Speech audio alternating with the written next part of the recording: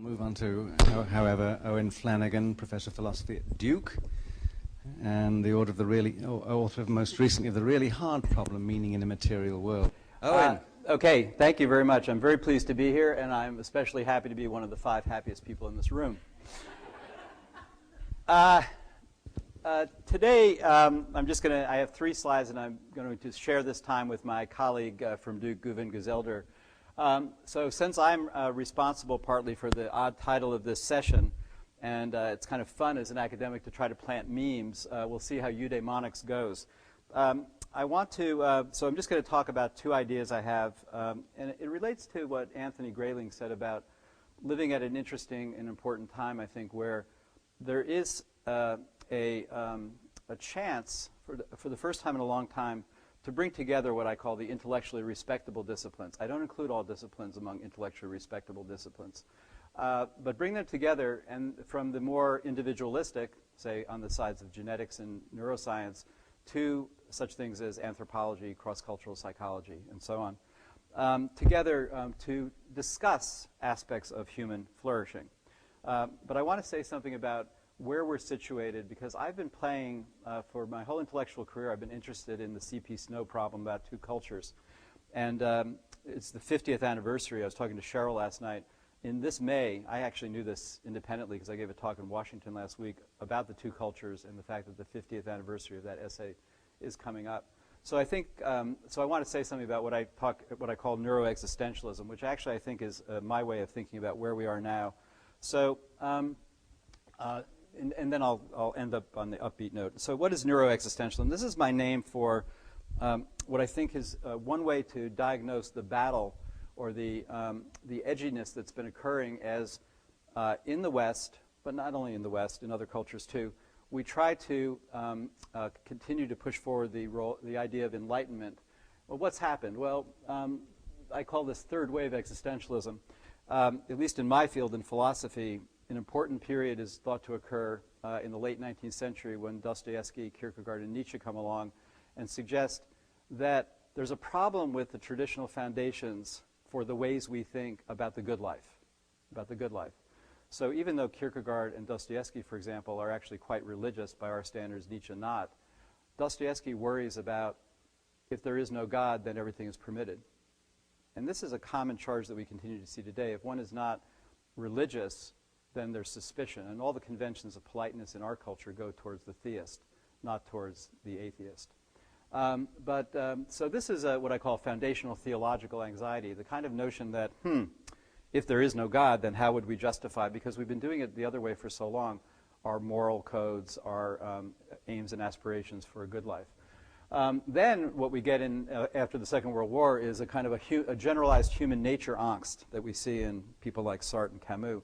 How is it possible, for example, that democratic and a Christian nation, in the case of Germany, could engender a Holocaust? And many people read these first 2 waves of existentialism as kind of depressing and nihilistic. The idea is that, oh my gosh, if things aren't the way we always thought they were, if we're not as good as we thought we were, if our way of life is not supported by some kind of supernaturalistic grounding, then what are we to do? Now, what I call neuroexistentialism, just my name for what you get when you combine the message of Darwin with neuroscience. Now, I'm reporting my personal experience in teaching both ethics and philosophy of mind for many years.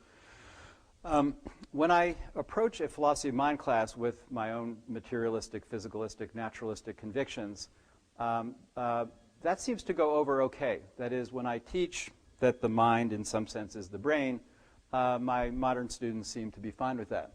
When I actually bring it together with the message of Darwin, which you would have thought we were used to since that Darwin wrote The Origin in 1859, students get really nervous. What do they get nervous about? They get nervous about the idea that we're animals.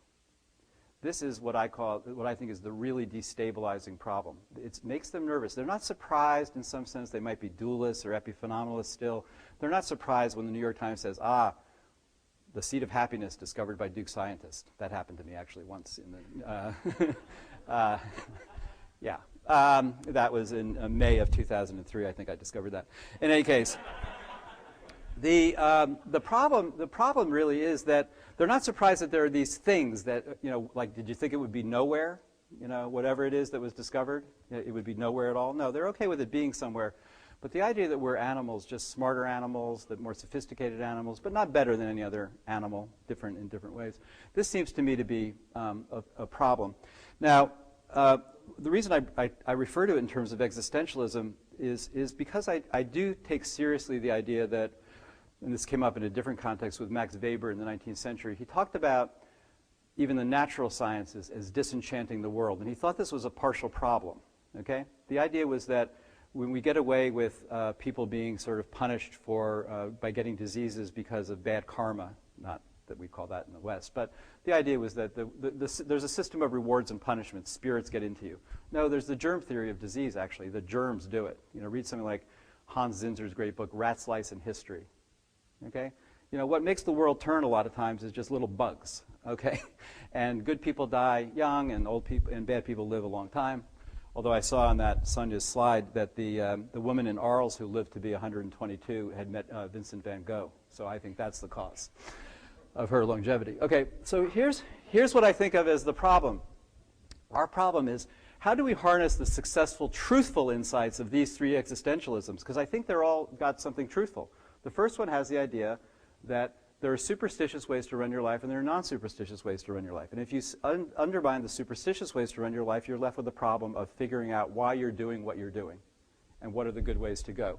The second one is, don't trust humans left to their own devices. This is a long-term cultural project to make us politically and personally improve ourselves. It's a complicated task. You can't trust us. You get moral pits if you think that we're born like angels. The last problem, how are we going to adjust to this fact that we are animals, but sophisticated animals? This is, I think, one way to look at our problem. So how to harness the successful, truthful insights of these three existentialisms into a liberating and enlightened vision of our problems and our prospects. And I think that's what a group like this has a chance to think through.